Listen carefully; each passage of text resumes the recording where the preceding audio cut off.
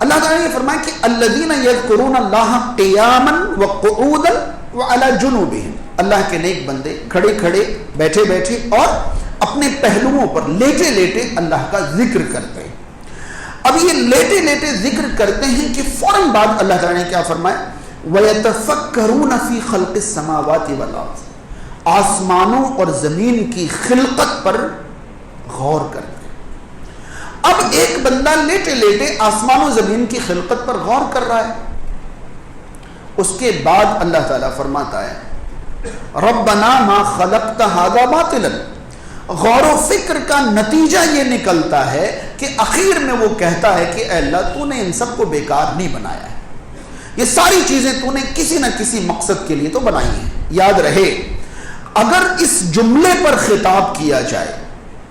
ربنا ما خلقت ھذا باطلا، یقین مانے کئی سال خطاب ہو سکتے ہیں مگر اس جملے کا حق ادا نہیں ہو سکتا۔ ایک جملے میں کہوں تو انسان میرے اور آپ کی طرح ایک عام آدمی ہو یا البرٹ آئنسٹین کی طرح دنیا کے بارے میں ریسرچ اور تحقیق کرنے والا ہو، قیامت تک آئنسٹین جیسا انسان بھی کائنات کی تہ تک نہیں پہنچ سکتا۔ اب یہ بات سمجھ میں، مگر آپ کو غور و فکر کرنی ہے۔ یقین مانے آپ کو کائنات کی تخلیق پر غور و فکر کرنی ہے،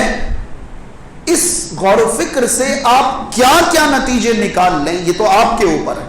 لیکن کم سے کم نتیجہ آپ کا یہ نکلنا چاہیے کہ اللہ کی قدرت کا سکہ آپ کے دماغ میں بیٹھ جانا چاہیے۔ پھر آپ یہ کہیں گے، آپ کو پتا ہے آج یہ نظام کہکشاں جو ہے، یہ ملکی ویب جو ہے، یہ گیلیکسی سسٹم جو ہے، ایسی اتنی سسٹمز کا پتہ چل چکا ہے، پھر بھی سائنٹسٹ کہتے ہیں کہ ہمیں کائنات کے بارے میں جو معلومات ہے شاید وہ 10% بھی نہ ہو، نہیں معلومات حاصل کر سکتا کوئی مکمل۔ پھر وہی کیا کہے گا ربنا ما خلقت ھذا باطلا، اے ہمارے رب تو نے انہیں باطل پیدا نہیں کیا، بیکار پیدا نہیں کیا، تو میرا کام کیا ہے؟ سبحانک، تیری ذات پاک ہے،